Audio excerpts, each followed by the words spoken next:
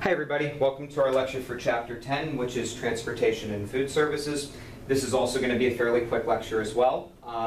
We're going to go over auxiliary services in the form of transportation and food, which are a big idea in our schools. We're going to look at how they're funded, what state law really has to say about them, and same with food service as well. When we talk about auxiliary services in K-12, it's different than how we perceive it in higher education. In K-12, our auxiliary services really are things that are transportation and food services. As a building principal, you don't have much input over these. In a district course, I would talk about these a lot, but this is a district course, so for now, really just presenting with you an overview of what they are is probably what's in your best interest in what's going to help you succeed the best in this class. As district leadership, you need to know a lot more on these.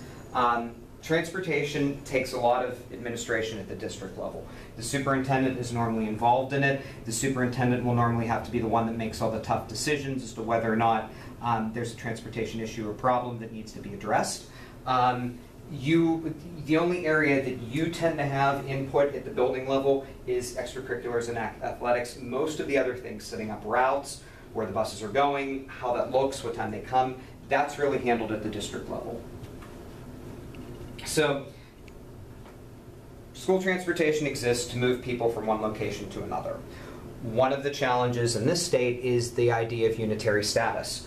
When you have that, it can be a challenge moving kids to make sure that there's a particular demographic population at the building. Kids can be bused for up to 45 minutes in the morning, which can get them really riled up and crazy, and then imagine what that looks like on the way home. Traffic in major cities, rural locations, there could be poorly designed roads. All these are potential issues. And if the school doesn't provide transportation, sometimes kids just don't come to school, and all of you know that.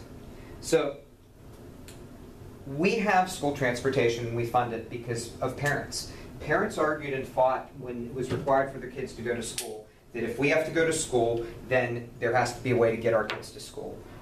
It's a huge expense. We have to spend it, and it's one of the first expenses that you have to put money into, and why we invest so much into it. So, with school buses, you may have the initial ride in the morning for a bus or the last ride, depending on the building that you serve. Depends on the level, if you're elementary or high school. If there are bus issues in transportation of your students to get them home, you have to call central administration to get another bus.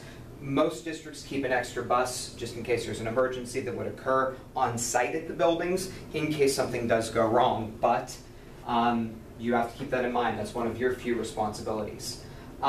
Many districts are outsourcing public transportation in school buses, and we're seeing that more and more. I'm not sure of any districts in Florida that are doing it, but I know this is happening in California, it's happening in Nevada, so it's more of a West Coast thing right now, but you might see this. So they'll subcontract out, they'll bid for services, and they'll do bid sharing, where different districts will share when the buses are used and who's driving them. So the problem when this happens is that local control is lost. But the good thing is central administration doesn't have responsibility for it. But they're still responsible, and they're still held accountable by families and people if something goes wrong. So is it good? Yes. Is there potentially an unintended consequence with it? Absolutely. So transportation also includes mobile classrooms. That might not be something that you know. During rented during times when there's building construction, people will have mobile classrooms or rented classrooms, and those expansions are used to house students for a certain or particular period of time. The good thing about these is a lot of these are much more modern than regular schools are, so they don't necessarily have to be a bad thing. So there's also the challenge of seatbelts. And it's funny that I'm recording this when this debate is really growing throughout the United States right now. Once again, I mean, we've had seatbelt debate now for the last, really for the last 6 months, heavily in the news. The states that are piloting this are really in New England. I don't see this making its way to Oklahoma or Texas. I doubt it. I don't see it making its way to Florida or Pennsylvania just because of the costs. It's definitely going to be a cost, and it's definitely going to be something that's considered. So, if your district invests in transportation up front, it is an expensive cost. But If your district uses district-owned carriers, it will save the district money. So if you are a career superintendent and you know you're going to stay, it is not a bad idea to invest in transportation costs a lot in the beginning, and then you'll have other more direct expenses where transportation doesn't matter. So every route should be pre-designed, but when populations increase and decrease and demographics change, you know and I know that this absolutely changes. I think good principals do test drives with transportation managers to see if there are problems or hiccups in the routes that they're looking at. So you don't have much control over road quality and weather. Road quality impacts your school districts because if the roads are bad, you're not going to get anywhere. But if there's road construction, that can be a challenge getting one bus from one location to another, and there might have to be an alternate route. As long as you have a contingency plan when weather occurs, that's probably the best thing that you can do. So supervision and training of a bus driver is difficult because it's really something that the school business administrator needs to do. So as a building principal, you really aren't going to have much control over how the bus drivers are trained. I mean, that's going to be really in the hand of how the district handles it and how the school business manager handles it. But it is an important idea and it's an important concept. The supervision is still at the building level because they're the ones that are dealing with the kids. So the school drivers have to drive a bus, but they have to also relate to children, which is tougher than it thinks. Food service, you don't have autonomy over it, but it impacts you. This is a social justice issue that I believe in. It's important that kids get food. It's important that kids get breakfast. It's important they don't come to school hungry. The main responsibilities that you'll face under food service is whether or not you put a snack into an extracurricular program or you don't, or whether or not you're funding or responsible for paying for breakfast. So food service at the school level does what is supposed to be done at home. You're investing in breakfast programs, you're investing in lunch programs, and you're providing healthy options for kids. The cost of it is increased because of what my third bullet says. Schools that are now providing breakfast and lunch, that didn't happen when all of us were in school. And now it is, and now it's a big idea. So that's one of the functions of food service, and it's a cost that you know that's going to be there.